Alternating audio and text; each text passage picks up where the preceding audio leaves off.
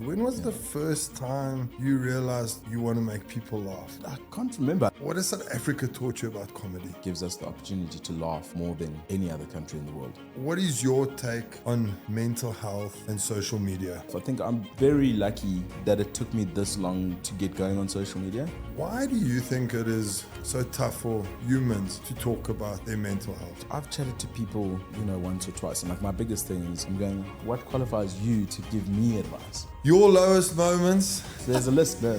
What advice do you have someone that feels like he's on the edge and he just can't anymore? For me, if I've ever had a thought cross my mind where I'm like, okay, maybe it's time to call it quits. Like I always think about family. How much of what you do, if it's content creation, stage, acting, is therapy for you? A lot of it, eh? Do you ever feel the pressures to be funny? Yes. For you, what illness does laughter cure? I think laughter allows me to face a lot of things easier.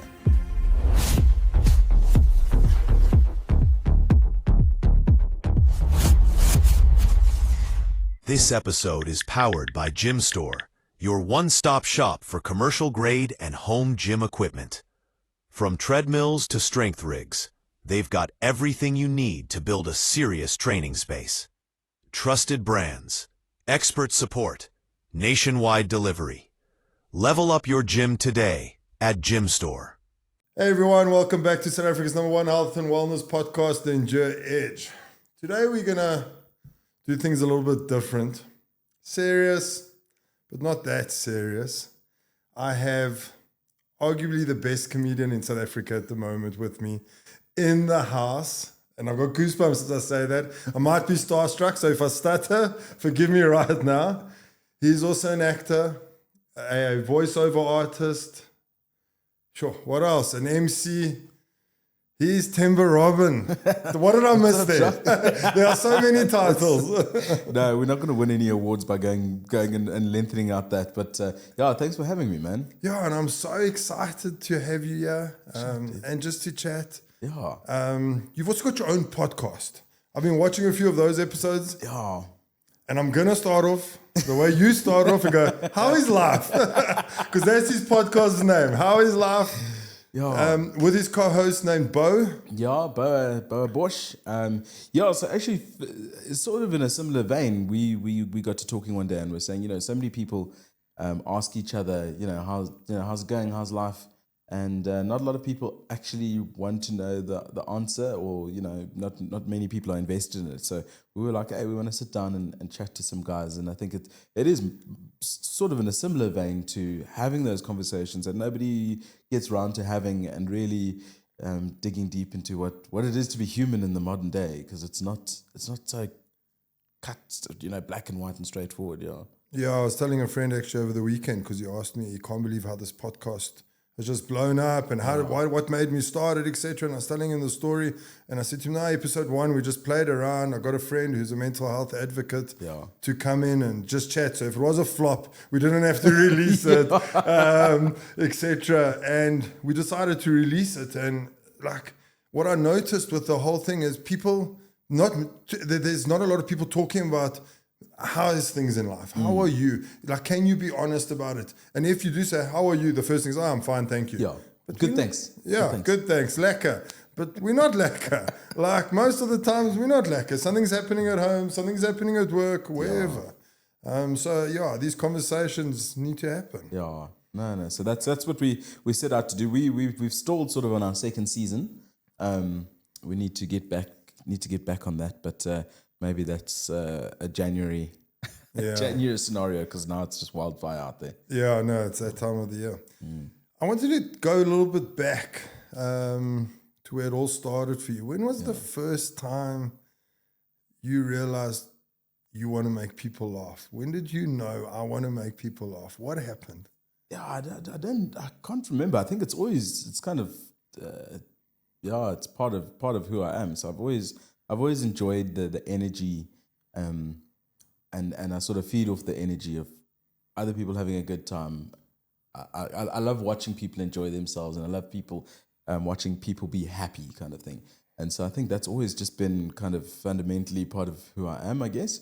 And then it's just sort of later on in life that I actually managed to package it in a way that I can make a living from it, first of all, but also understand how I can do it. Because I mean, as a kid, you try and be super helpful, and that makes people happy and that sort of thing. But now I've kind of figured like it's the laughter element, and I think also like I hope to get to that point of like maybe a bit of an inspiration to one or two people and make people happy in that sense. But I think to answer your question, it's just kind of always been that way. But it's only now in the last sort of 10 years that I've kind of figured out how to use it.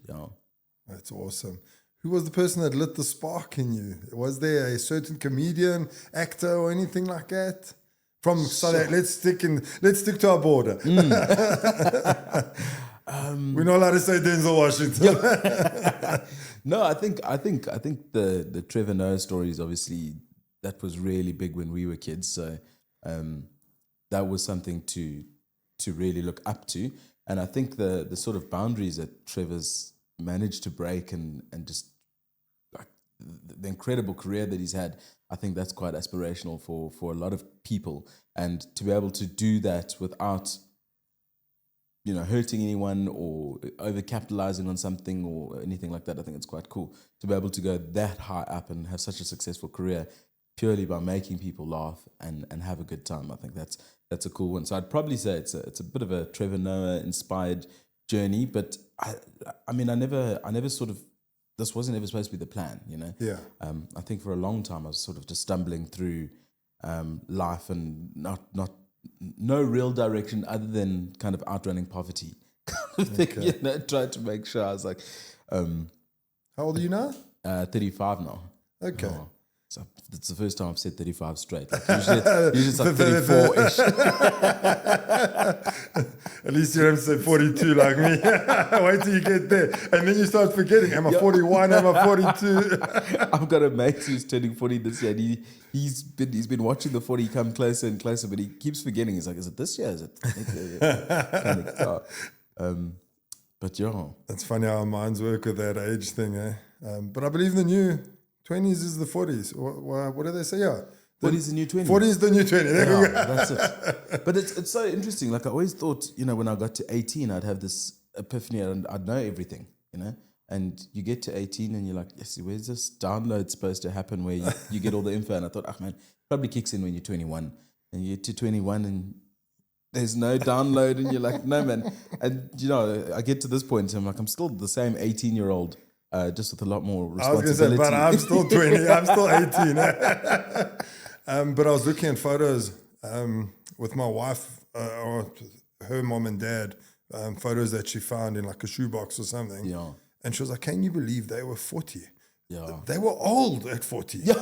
Like, it's amazing how we've changed. Like, I don't feel like they were old. Even looking at that photo, 40 for them was old. There was actually a study, or there's a little documentary on why 18-year-olds back in the day look like 30-year-olds now. There's a whole science behind it, and I think it's a very real thing because you look at a picture of your grandfather at age 16. He looks like he could be. He was probably working in the mines already. He's for 10 years in a Transnet already, kind of thing.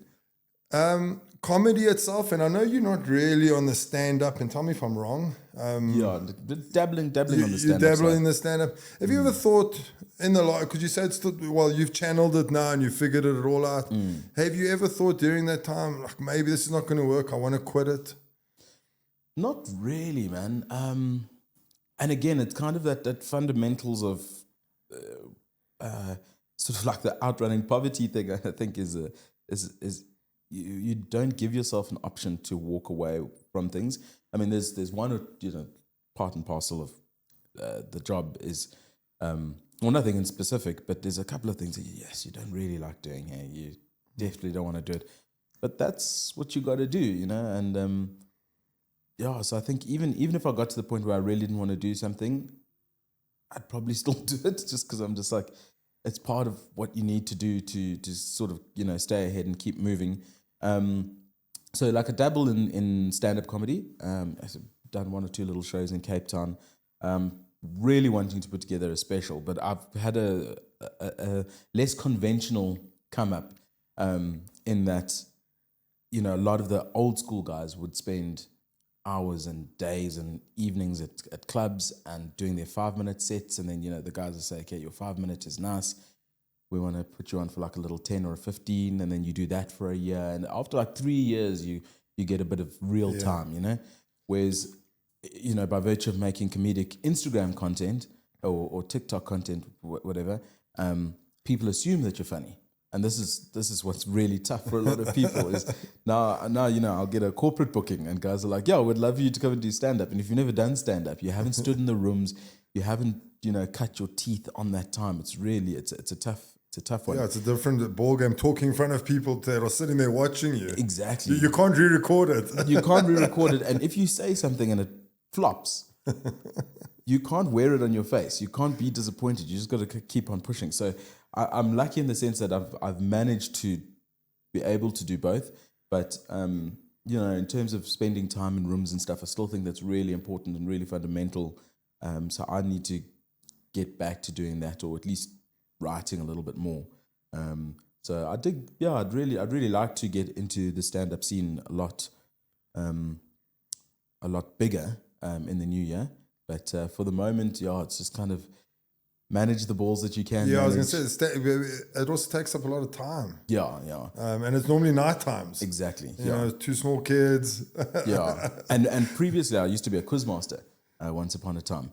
And I actually stopped doing quiz because it's so many nights. Yeah. And then, you once you have kids, also you quantify your time. Because before kids, I'm like, listen, the guy's like, we've got $2,000 for you, come and do this thing. You're like, cool, I've got nothing better to do. Yeah. I'll come through kind of thing. Whereas now I'm going, do I want to go make $2,000 or do I want to put my kids to bed? And putting my kids to bed is worth a lot more than that. So Worth more than $2,000. that's my trade-off, yeah. You've just jogged a memory in my mind. I realized we have met actually. No ways. When you said Quizmaster, I got an ADHD personality, so I've tried a lot of things in my life, now podcasting. But I thought I was a boxer in my life, in my previous few years back, just after COVID. I trained with Top Box, and they got me into this wide collar thing with Steve. And Steve said, "Come do a wide collar match." And I was your ring announcer. And you were the ring announcer, yes, at Lock, Stock and Beer. I got effed up. Oh, really? In this match, I fought a very cool friend of mine today. Roland, I actually saw him on Saturday. Roland Stain. He owns My Fitness. It was his only white collar. So if you remember that, it was me getting stuffed up. And he walked in at round 1, and it wasn't even 3 seconds. He hit me down. I lasted all 3 rounds. Yeah, but yeah, no, it was got a proper thump. It was a shit. No, look, I take my hat off. You know, we did the white collar thing for years, and I've seen some incredible guys come through there on like the amateur levels. But I always take my hat off to anyone who can get in the ring. It's an incredible feat, I think, to put yourself in that situation, to go up. And I mean, I think the one thing that Steve's done incredibly well with the white collar boxing is the fact that there's just such good energy around it. Yes. Yeah. No, I felt like a celebrity that night. Yeah. I mean, I felt like I'm Rocky Balboa. What was my theme song? I think it could have been DJ Khaled. We're going to win. You know? All I do is win. That was the one. Oh, what a blast, man. South Africa. What has South Africa taught you about comedy?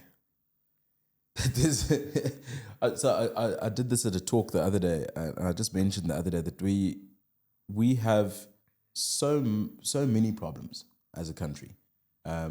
We've got a lot to, worry about. There's a lot of uncertainty, but the sort of cultural mixing pot that we have gives us the opportunity to laugh more than any other country in the world. I can hardly think of a country that has so much diversity and that can laugh at just the sheer chaos that goes on here. And I think that's one sort of, we've been dealt a hard card, but we've also been given this coping mechanism. So I think one thing about South Africa and comedy is that there's so much really to laugh at. And, for the most part, we don't take ourselves too seriously. If I look at us versus like the States or something, you can't make a joke there about anything now, Whereas go I to feel jail. like, yeah, So you get sued. get fired, sued, the whole shebang.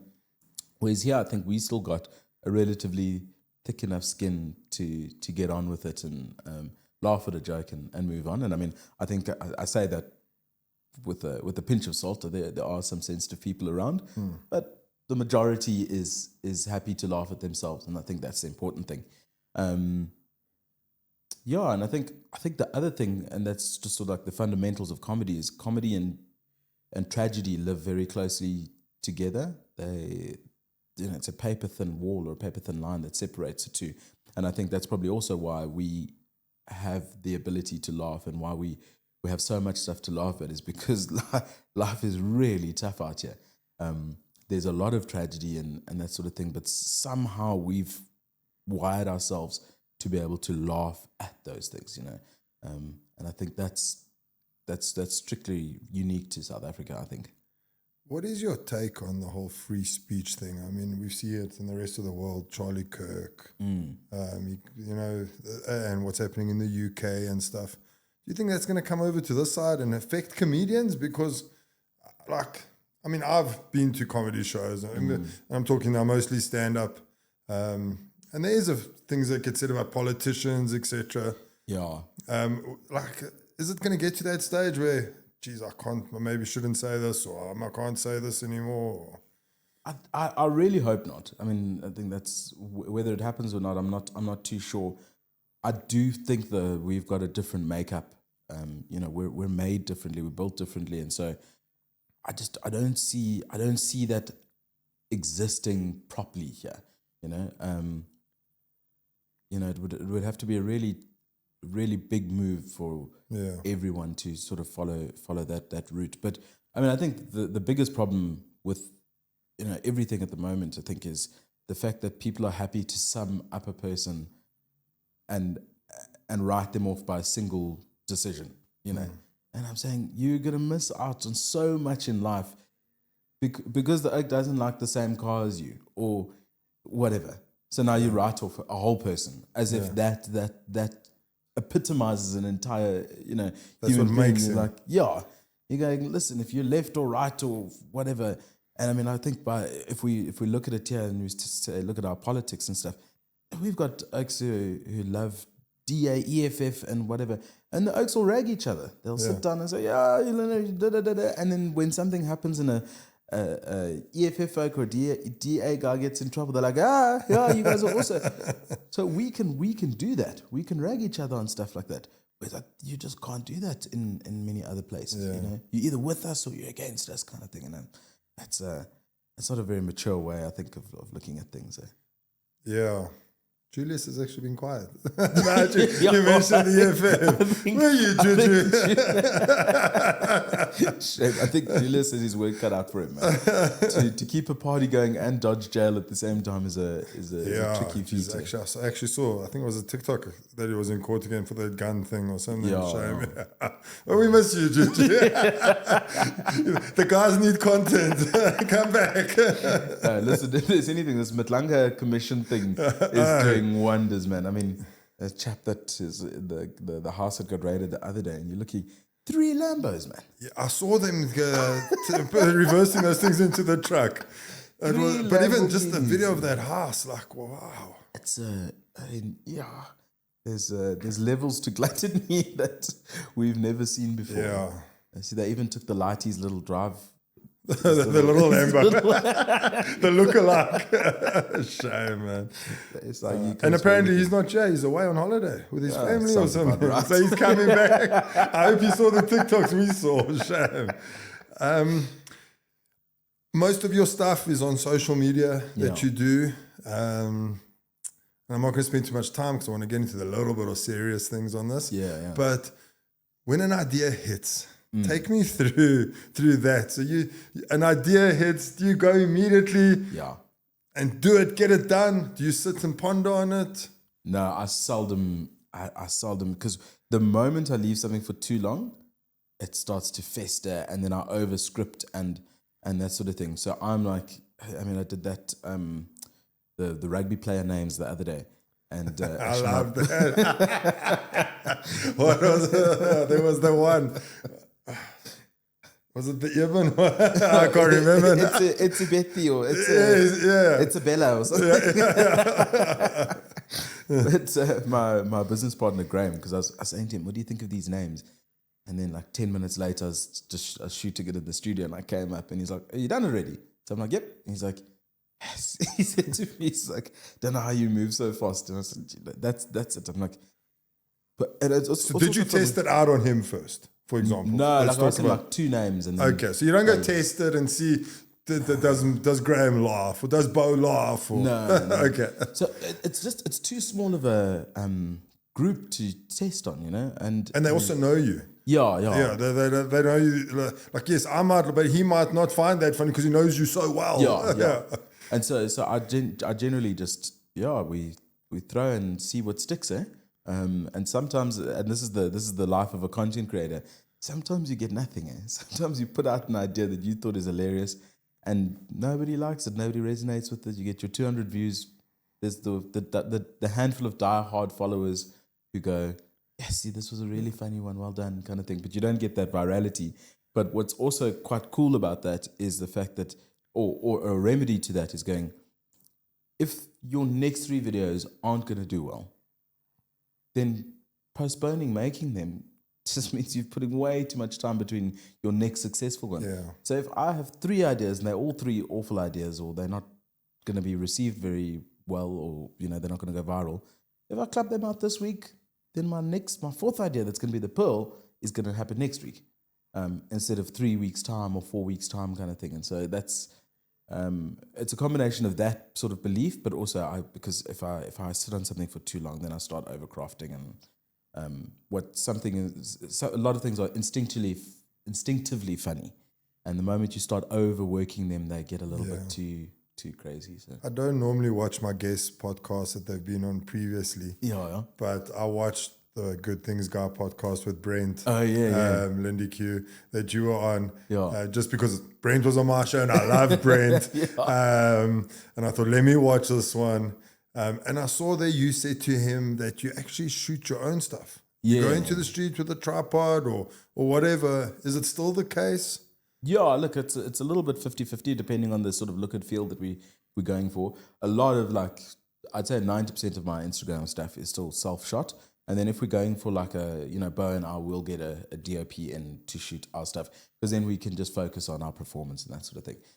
So on those videos, generally we get someone else in, but it's pretty much still 90% myself. I've got an inability to delegate. And also because this idea strikes you at 3 PM, you got to shoot it. Yeah, you can't wait till 6 the next morning to come and shoot it. So blessing and a curse, I guess. Okay, and then the reason I asked that question is for new upcoming content creators. There's no excuse. If that's what you want to be, guys, go out there and do it. Guys, there's tripods, there's gimbals. They've got fancy things that'll track you walking up and down your garden. There's no better time to be a content creator where everything is just accessible at your fingertips. You've got a route to market. You could just go put your thing on the internet and let it do its thing. So there's very little holding you back other than the actual creative ability. Yeah, your creative ability, yeah. Do you think there's too many content creators coming up at the moment? Yes. Like almost cutthroat type of vibe? Yes, no, there's too many people creating content. Leave it to me.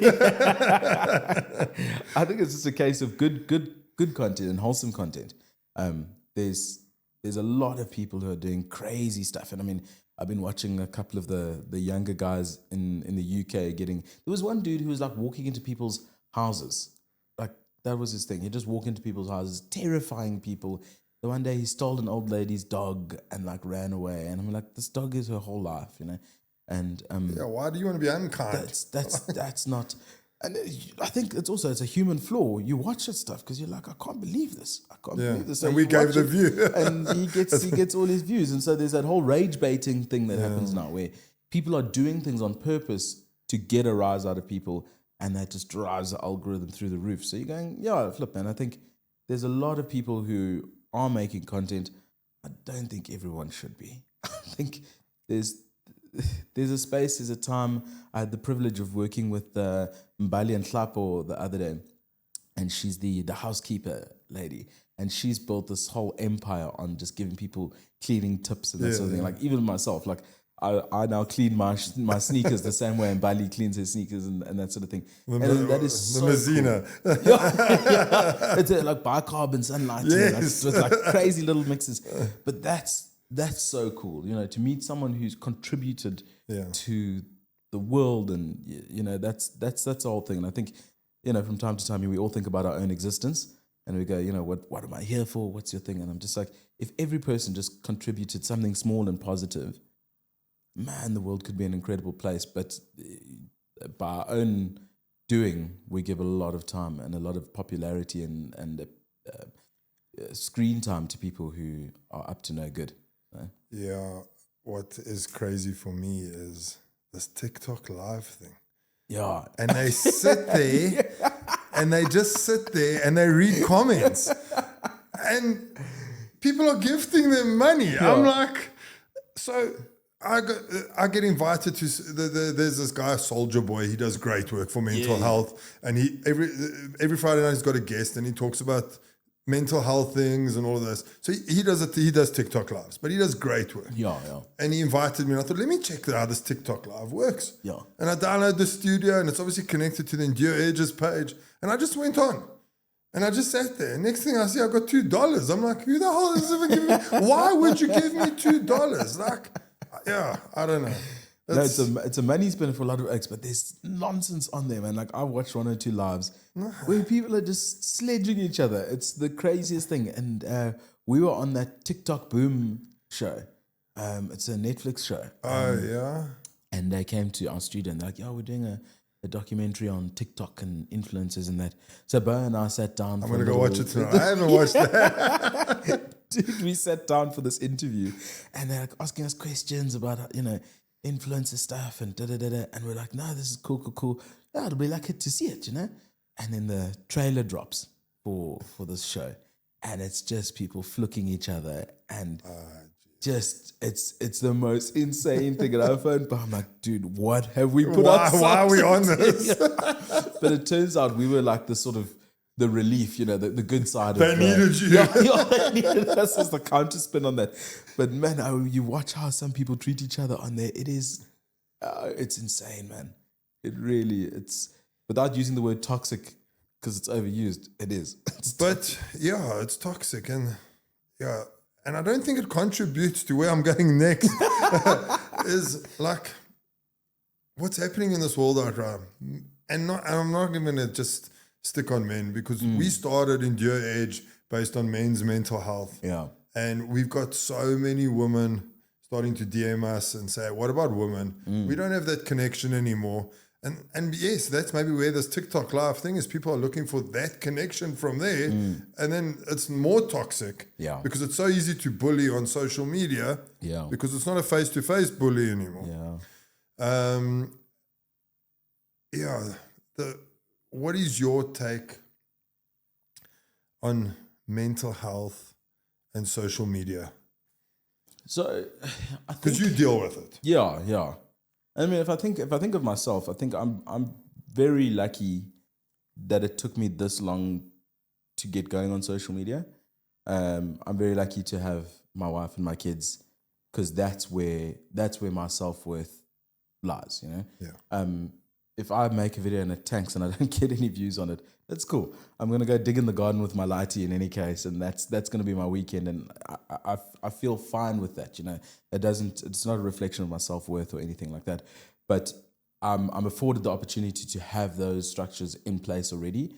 Whereas I think if you're solely online and that's your community, that is your social interaction, like nothing physically, in the real world, when you make a video and it tanks, it's rough, man. When people stop liking you, now you've got to suddenly make more crazy content to try and keep your community kind of thing. Whereas I'm like, if the internet goes off tomorrow, again, dig a hole in the garden with my lighty and we'll hit sticks and that sort of thing. That it wouldn't change too much. But so I think a lot of people, their entire identity is locked into an online profile, and I think that's somewhat problematic. The other thing I think is, and this is not even like a surprise thing, it's just the fact that we continuously being shown the best of people's lives. And even though we know that that's nonsense, we know that that's not a healthy thing to watch everyone, oh, so-and-so and so-and-so bought their house and now they've got the 2 cars and the 2 beautiful children or whatever. It's not normal to be bombarded by so much. And then, we beat ourselves up about it because we're going, well, I don't have the house and the 2 beautiful kids in the car or whatever like that. So I think that's a really sad and unhealthy thing, but it's a car crash theory. We can't look away. You can't look away. You're looking, see, look at this, like he's got another new motorbike or mountain bike. You're like, he's so lucky. So yeah, I think it is that, but then also that the rate of consumption is probably problematic also. It's at, and I get shown the ads for it all the time, like the dopamine hits, and you're like, that's it. No one's supposed to see 700 funny memes in a day. That's not that no one should be laughing that much, but I'm like, 2 jokes a day, that's normal, man. Have 2 good laughs a day, that's enough. You have 600 good laughs, you're just chasing the dragon now, so yeah, I will say I will say, the cool thing about social media is the fact that you can find your community. I mean, we're driving back from the Kruger the one afternoon, and this girl was showing me a page of dudes who just collect sticks. They're stick hunters, and they pick up like a really cool stick. Look at that, it kind of ties into the whole wizarding world kind of thing, which isn't necessarily my cup of tea. But I'm like, how cool is it that there's a couple 100,000 of these oaks who are just like, check this dope stick I found. Yeah. And I'm like, that is so cool. Like that these guys, without having to move or leave or do anything, they've got a community of people who think it's and they wouldn't have found each other if it wasn't for social media. Exactly. Let's be honest. Exactly. So that's the power of what it can do. But the flip side is equally dangerous. Like anything, positives and negatives. Social media detoxing, what do you do? So I know you're probably going to be pro it, but I want to know what you do. So I don't... As a content... Because let me tell you, my wife fights with me every night. Yeah. Babes, off your phone. Because this podcast only started in March. Yes, we might be on episode 21. Yeah. We've been blessed to do an episode a week. Okay. But... I'm still like, I want to see how many likes I got. I want to see how many comments. I'm still on that level. Yeah. I can't just go dig a hole with my son in the garden. I want to know. I get affected. But I think over time... I hope this episode does well. Please keep watching. But I think over time it will become like anything, who cares now? Okay? I'm doing it for the right... These are the reasons I'm doing it for. I'm not doing it for the likes. I'm doing it to help one person out there. If it helps one person out there and the message gets across to whatever we spoke about on the episode, even if we said speaking shit for the day, someone laughed, so what? Yeah. So I think it all gets that, but yeah. So give me advice. so I generally, I'm quite bad on socials because I have this fear that I will watch something of somebody else's and then I get upset when people make like cool stuff that I didn't think of first. So I'm like, damn it. But I'm also like, I'm so scared I'm going to see something and then like get an idea, but it's going to be like influenced by somebody else's work. And then, and the actual reality with art is taking something that exists and recreating it, reframing it, that sort of thing. So I just generally don't consume a lot. Like if I look at the amount of time I spend on TikTok, I think is probably less than an hour a week. I generally am on Instagram to reply to comments and that sort of thing, and that's also in bursts. If I've got a bit of time in the evening, a little bit of time to kill in the morning. So I generally don't scroll a lot, which I think has been a bit of a saving grace. But it's also by virtue of the way like we sort of built up a life that's super busy. I can't lose an hour.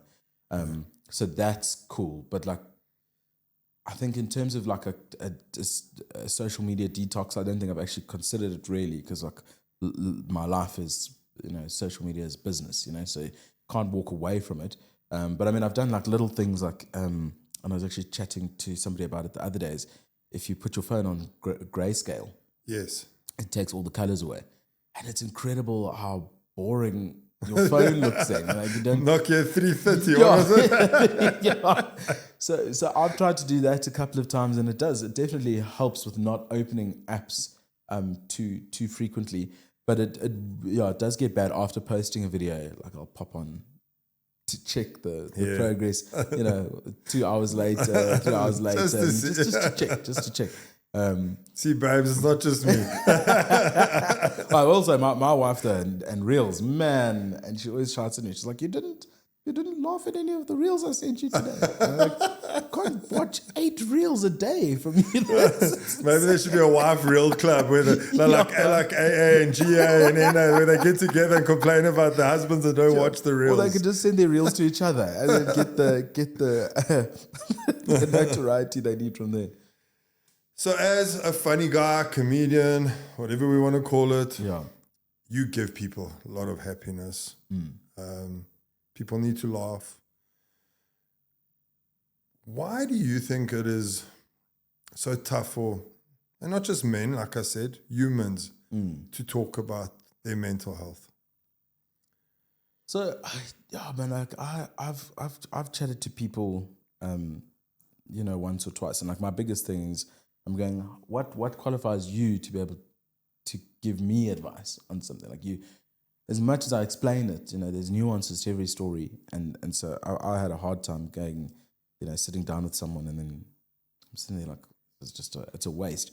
One thing I think I realized through the process is the fact that it's merely the process of talking that already starts just making you feel better. Just sitting down and saying to someone, I've had a tough day and this is upsetting me and I feel like he belittles me and he's da-da-da and I really would like some more respect and da-da. Just by virtue of saying that out loud to somebody and having them hear that, I think is already a big difference. When it comes to not talking about, feelings and stuff, I think, again, the world is just too busy. You tell me you're having a hard time. Cool, Chum, what must I do? I've got work, I've got a meeting in an hour, I can't help you. And I think that's the thing is you're about to tell somebody, hey, listen, I'm having a hard time with this. And you're going, well, what are they going to do about it? Yeah, and they actually don't care. Yeah. And I mean, like one of the things they're self-absorbed about their own lives. Yeah, and you're going, well, they're not going to, it's not going to change anything. And that's why I say it. Just saying it sometimes is a big help. But we're not going to open up to people who we don't think are going to value or take into consideration what we're saying, which is a really tough thing, man. I chatted to a mate about it the other day, and it's also talking about, in relationships and that sort of thing, as you go, girls are quite cool at getting together and complaining about the guys kind of thing, and they're complaints, and whereas guys, you can't really do that. You can't go and say, X, this is what's frustrating me on a real level. Oaks always laugh and joke about wives spending money or something like that, but that's a sort of a superficial thing. But like I said to a mate the other day, I said, I can't go and complain about my wife to a mate because they don't think about it in the context of like, this is just how life goes. It's got its challenges kind of thing. And then it comes to Brian, and he's like, I don't like that chick anymore. So like, you got to be careful who you air your laundry out to, kind of thing, because you don't want that to affect relationships and that sort of thing. And I think that's another thing that if I say I'm having a problem with somebody, is this going to walk around and be awkward now around the whole thing or that sort of thing? But I think also as far as men go, there's this modern challenge where the rules were set out and the roles were all set out before. You work, you do the thing, pat the kids on the head. That's the whole thing. Whereas now you're having to be more of like a 50-50 partner in relationships, and that comes with playing your role as a keeping the house tidy and looking after kids and all of this. And there's lots of ladies who might have kids from a previous marriage and they've got a great job and that sort of thing. So they don't need a savior or anything. Yeah. They just need a 50-50 partner. And unfortunately, I don't think that's ever been taught. There was no time to in this transition. We didn't grow up like that. Yeah. And so I think, I don't know a heck of a lot about the psychology of, gender-based violence and that sort of thing.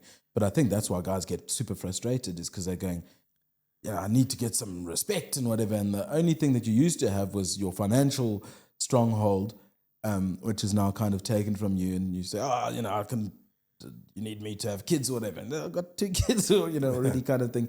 So the only kind of leverage you have now is the physicality, and that's the shortcut that I think a lot of guys go to. But the sort of men's mental health stuff, man, it's something I think about a lot.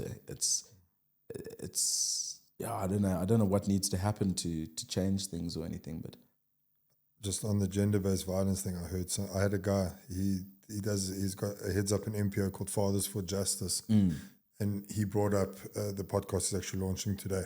And he heads up that NPO, and he brought up gender-based violence, and he said that's the biggest bullshit he's heard in his life. And I was like, hey. But it's a real thing. Like, we're going to have an argument on this podcast right now. And he said to me, just wait, just let me finish. There's no such thing as gender-based violence. It's human-based violence. He says he believes it's human-based violence because it can't be gender-oriented just to the females, because it can go the other way around. And I actually thought about it afterwards, and it's true. I mean, abuse to any male or female is human-based violence. Like, that shouldn't be just for one specific sex at all. Your lowest moments...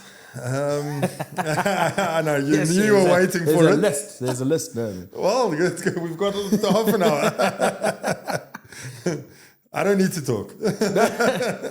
No, I think I really enjoy the place that I'm at the moment, because it was hard earned. Sort of I moved to Joburg just eight years ago. Sort of trying to escape PE, or Gqeberha, as we say. So just, there was nothing inspiring anymore, kind of getting into a bad loop and that sort of thing. So I thought, I'll move. And the original plan was actually to immigrate to the UK, and a whole lot of things happened and we ended up staying here. But I don't have a qualification. I don't have all the on paper things that you need to sort of walk into a job. And so I was staying with at my girlfriend's uncle's house, and she got a job as an au pair, like quick sticks. So everybody would go to work in the morning, and I'd stay behind. I'd watch border security and police interceptors day after day after day. And I was like, okay, cool. I need to get something going. So the first job I tried to get was at Barron on Witkoppen, and I got through like halfway through the training. I'd walk there every day in these horrible Mr. Price black shoes, and I'd walk from Craighaven to Barron, and eventually after like a week, I was like, okay, cool, I'm ready to go on the floor now after training in the kitchen. And the guy's like, no, you train another week in the kitchen, then you go and you train on the floor, and then we'll give you an exam. And I was like, listen, I need this so badly. I'm like, I can't wait another day. No, I'm like, I can't walk here another 3 weeks or 2 weeks, for no money. So I ditched that. Didn't last very long, and I tried to become a handyman. So a mate of mine started a construction company. That also just flopped. I'll tell you, okay, that the lowest low moment, or when I felt like the world was really kicking me, is we tried to do this construction thing. It didn't work out. The partnership didn't go so well. In the meantime, to supplement my earning, I was doing quiz nights. So I'd go to site in the morning at like 6 a.m., work the whole day on site with the guys, drop them off at Cosmo City, go home, write a quiz, go and present the quiz, do that for 4 hours, and just do that every day, 5-6 days a week. And so I was just properly tired, man, like really burning it. And then the partnership broke down, still made a bit of money doing quizzes, and then tried to be a handyman. And so I thought if I kept things on a small scale, it'll be fine, And so I just did little jobs, and it was, just little paychecks. It was cool. 2,000-3,000 bucks a day. Cool. And then I got to do a house renovation, and the guys paid a deposit. I finished the house reno, and then they never paid the balance. And I was supposed to get married. That was like the sort of money I had aside for just a little, ceremony and maybe a little bit of a vacation to like the way celebrate it. Yeah. And I spent my last money. And initially they said, look, we'll do the materials, you do the labor. So I was like, okay, cool. And it turns out one of the cupboards was just too short. They had like a 3 meter high ceiling, and the cupboard was like a 1.2 meter tall cupboard. And so they said, no, this it doesn't look nice and we're not paying you the balance. And that was like, Wow, one cupboard. dude, it was ridiculous, man. And I tried to fight these guys, and it was, yeah, I mean, it was like 50 grand. And like it was it was soul destroying. And I was just like, what more can I do, man? I'm out here working 2 different jobs. I'm going out there every day. I'm putting my best foot forward, and I saw what I thought was an opportunity and like a bit of a reward to leg up, and I got kicked in the teeth, man. And it sucked so bad. And I think I pretty much I left after that. I was like, look, I can't play in this space.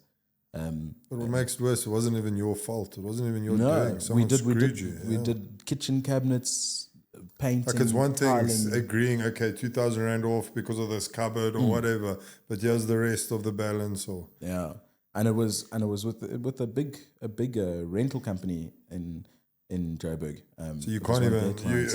you can't even take them on legally. I mean, No. first you don't have the money for it, but secondly they'll eat you broke. alive. Yeah, Yeah, and again, kind of like that, you're trying to prove my worth. yeah. Been going back and forth and trying to do this. I'm trying to carry my own weight in terms of paying rent and all of that, and just coming home and saying to my missus, I'm like, I'm much, man. Like I've tried, I've pushed. You're negative. It's Self-esteem is blown. So if I put my best foot forward and I'm willing to work 15, 16 hour days, and the universe still does you dirty like that, you're like, well, what more can I do? And so, that was off the back of the failed first business, and I was just like, nah, this is not cool.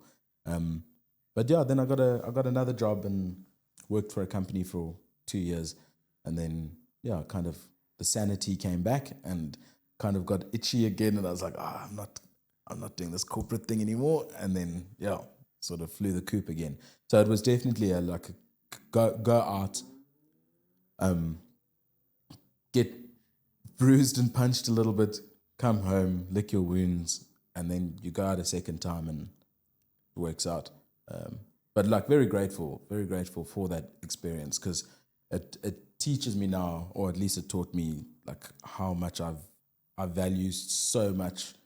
I value what I have so much, and also like the good connections that you have in life.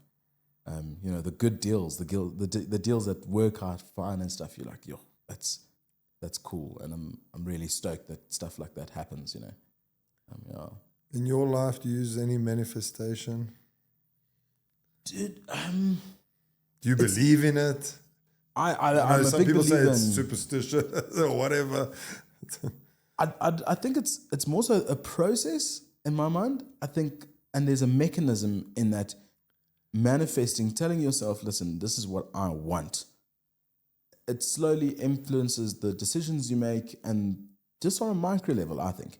And so whether it's an energy thing or whether it's an attraction thing, I think there's something to it. Whatever the mechanism is, I don't know, but I do think it works to some degree, in that just being focused and having an idea of what you want out of something is really interesting. And I think about like my own sort of vibe, in that I was doing quiz nights. I started doing little voiceovers from my little studio at home, making little silly nonsense at home with videos and that sort of thing. That, whether I knew it or not, was all preparation for the fact that we have a production company now. I do voiceovers for some of the biggest brands. I get to MC events, and the time when I was standing in a room asking people quiz questions, I was hating my life because all my mates were doing like stuff that was far more important and like bigger and better and that sort of thing. And that was the fundamentals of the actual job that I do now, that I'm paid well to do, kind of thing. And so all fell in place. Yeah, it all sort of fell in place. So whether you asked me if I had a grand plan that this would be the outcome, no, not so much. But I knew that I couldn't stop. I was like, this is what I have today. This is the gift that I've been given. If I'm going to be a quizmaster, I'll be the best quizmaster I can be, kind of thing. And it's that sort of show up every day. Consistency. Also, and you also never know who's watching. And I think that was one of my big breaks. Is there was an oak who came to me. He's like, "Hey man, we've been coming to your quiz for a little while. We dig your energy, man. You always like you're here and you're peppy and you're fun." He's like, "Can you come and do a quiz for us?" I think it was like an invest tech or something. And I was like, man, if I'd rocked up like 2 or 3 times, like feeling miff after like a day of chipping a bathroom out and having shards of glass hit your forehead, I could have easily just walked into that room and been like, "Hey, listen up, you buggers. Here's your questions. I don't care. Read them yourself," kind of thing. But it is that sort of rock up every day and do the best that you can. And somewhere, someone's watching and going, yeah, we like that. We like that vibe. Come here. So yeah, when it happens, who knows? But you never want to give up just before it's going to give. There's a lot of men, women. Let's talk about men because it is higher than the women. The percentage rate is higher that don't have your attitude. When things go tough and things really go south, they feel like they need to give up and they want to take their life. What advice do you have someone that feels like he's on the edge and he just can't anymore? Because you were there, you felt it. So I think if I've ever had a thought cross my mind where I'm like, okay, maybe it's time to call it quits. Like I always think about family, and I'm going, it's so tragic. It's really painful for those people who are left behind. And I think if you can last another day, if you can say, look, not today, and just keep pushing, because I think the pain that's left behind, yes, you don't have to go through the pain anymore, and that's probably great for you, but the pain that's left behind for other people is really, really difficult, especially if you haven't been too vocal about it. A lot of people keep things inside. Then it's the pain of losing you and the pain of people going, how did I not know, and all of that. So I think that's the first thing, is to just understand, if you're going to follow this way, there's a lot of damage to be done, and maybe it's a domino effect kind of thing. You could push somebody else to the edge. Somebody else is close to breaking point, and then your actions, have an effect on that. So maybe it's an external thing, and then internally, I don't know. And I have a couple of mates who, stuck in a bit of a rut, and they say, things aren't working for me. And there's a sort of positive upspin and a positive downspin. And I always use the example of auditions. I used to go to auditions, and I was lucky enough that I sort of aced 1 or 2 of my first auditions. And that started like a positive uptick, because I was like, cool, I've got 2 ads that are paying me in 4 months' time. I'm feeling okay, kind of thing. Versus the guy who comes in next to me, who's going, flip, I need this job so badly, man. It's going to really take the weight off for the next few months. He goes in carrying all that pressure and all that stress, doesn't do a good performance. Yeah. I walk in, I'm going, la, la, la, la, la. And they're like, nah, that guy's completely more natural, kind of thing. So then you win. And so 1 or 2 wins leads to more wins. And I think 1 or 2 losses, if you don't give yourself the opportunity to course correct or anything, it can end badly. But I think the one thing that I just remembered there is the forgiveness. We talk about self-love, and I think people think it's to do with taking bubble baths and cutting your toenails and stuff. And I'm like, no, self-love is a lot deeper than that, man. And I think being able to forgive yourself, we're very forgiving of other people for being bad to us and, whatever. And we forgive other people, but somehow we are the most critical people to ourselves, and we don't forgive ourselves, and we lash out at ourselves. And I think that's maybe also a thing. So much of life lives in your head, and I mean, like, I'm guilty of it, where I can't go somewhere, I can't do something, and I go, that person's gonna hate me, they're gonna do this and whatever, and then I tell someone, I'm so sorry, like, I can't make it for this thing, and they're like, it's cool, man, we'll do it again in 2 weeks' time. And I'm going, I was at home sweating bullets, man. So we sometimes manifest these incredibly hectic situations, beat ourselves up about things, and you're going, dude, maybe nobody even notices, or that sort of thing. So forgive yourself, I think, is a big thing. If you feel like you've made mistakes in life, cool. If you're big enough to acknowledge that, that's good. but forgive yourself and give yourself a chance to start tomorrow with a fresh lens and not drag all of that with you. It's powerful. No. I hope so. No, that's powerful. Yeah. Comedians, we've heard about them. Yeah. They've taken their lives. Yeah. People always expect comedians, because you're making people laugh, we think you're so happy and go lucky. Do you think pain is a lot deeper inside of a comedian? Yeah. I actually saw a quote the other day that said, "Do you know how much trauma it took to be this funny?" I actually love that. And maybe we shouldn't laugh about it. No. Well, that's the whole thing, and that's why it's sort of that first sort of reference that I used at the beginning was that comedy and tragedy fine line. Yeah. Like a lot of my comedy stuff is talking about being adopted, and like being adopted in the early 90s and that sort of thing, and it's like. Yeah, I did not know that. Yeah. That's a whole episode. Yes, yeah. And we spoke about Lucky Duplessis. I've got him coming on talking adoption on Friday. Because it's World Adoption Week or Day, I think, coming up in November. Okay, yeah. I talk correction if it's a whole week or if it's just a day, or the whole month. Yeah. But yeah, we're doing a little episode for that. Yeah, so Lucky and I have like an incredibly similar story kind of thing. Okay. But through what are you doing on Friday at 1? You want to be in studio with him? Check my diary. I might need 3 hours for that episode. But yeah, man. And so the sort of coping mechanism with that is just thinking like how crazy these scenarios were, And like I use the example of people coming to our house and saying to my mom, you say to my brother, "Oh, you've got your mom's eyes," and they say to my other brother and say, "Hey, you got your dad's cheekbones," and they never know what to say. They got to me, they're like, "Themba, you sure you're getting big hair?" I'm like, as a kid, that's a traumatic thing to like not be for someone not to be able to. Because you also don't understand as a small kid, as a toddler growing up, like.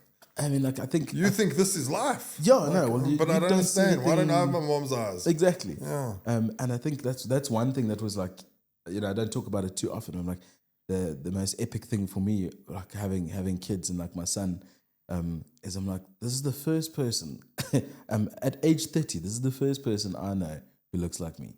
Wow. Like, for 30 odd years on this planet, like, while everyone else had someone to look, and you've got, and people looking at baby photos, and they say, "This babe, look at the grandfather, you look just like your grandfather." I'm like, not having any of that, and like my son is that for me, and I'm like, when people come and say, "Yes, he looks just like he is," there's a whole thing that happens in my mind where I'm like, I don't think anybody knows how much that means for me. But yeah, I think back to the whole comedians and comedy and tragedy thing. I think it is that, a lot of people have just found a way to cope with things, and that becomes a career for them. And so, yeah, some of the hardest things, comedy, what they say, the equation is comedy is tragedy plus time. And so a tragic event, given enough time, becomes a hilarious story to share. True. And so, yeah, I think that's what all comedians are kind of going through, is that. How much of what you do, if it's content creation, stage, acting, is therapy for you? A lot of it, I think it's a lot of it. I think, sort of the content stuff that I put out now, it's also like a lot of stuff about being a parent and that sort of thing. And then it's just nice to put out a video about my kids hating my food and just everyone flocking to one place and going, yeah, we completely get that. Our kid does this and that sort of thing. And it comes back to that whole thing of finding your community again.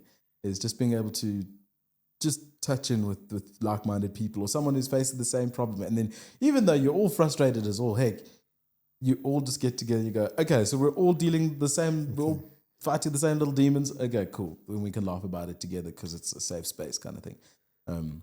So yeah, I think it is all a little bit of therapy. It's a symbiotic relationship. Do you ever feel the pressures to be funny? Yes. Like especially when you're walking through Fourways Mall or Sanson City. People like walk up to you, tell us a joke. Yeah. So actually I was walking in Cradlestone once, and and Shorty from the Leon Schuster movies. I'm actually not too sure what his real name is. Alfred. Alfred, yes. Yeah. And I was watching this Afrikaans lady walk up to him and go, "Oh, please just tell me a joke. Please just tell me."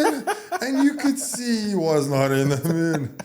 And I just felt so sorry for him. I was like, dude, you'd like leave though. Like, that must happen all the time. Yeah, no, I think it's more so from a social setting, you know, like. Do you have a go-to joke? Do I go to? A go-to joke that No, you tell when that happens? I generally tell people, I say, I don't ask you to do your job for free. So, oh, wow, nice. I like that. If my job is telling jokes, don't ask for free jokes then, no? But sure, that will keep them quiet. Even I don't know. I want. But then I chuckle afterwards, and the people go, ha, ha, ha, ha. And there's your joke. But I think it's more so a case of when you're in a social setting, and you know you're having a braai with people, and then you know, and new people are goes, around. Yeah, and so goes, see this is the funny, okay. And then everybody comes and huddles around, and they want you to. I mean, like I'm also sort of yin and yang in that. I'm an extrovert for sure, but I do sometimes go into my own little shell. And if it just happens to be one of those days, I might stand quietly in a corner. Leave me alone. And I don't want to. And the problem with that is then everybody assumes something's wrong. You know, people are like, oh, he must be hating being at our braai or something. I'm like, I'm not. I'm in my own head for a little bit.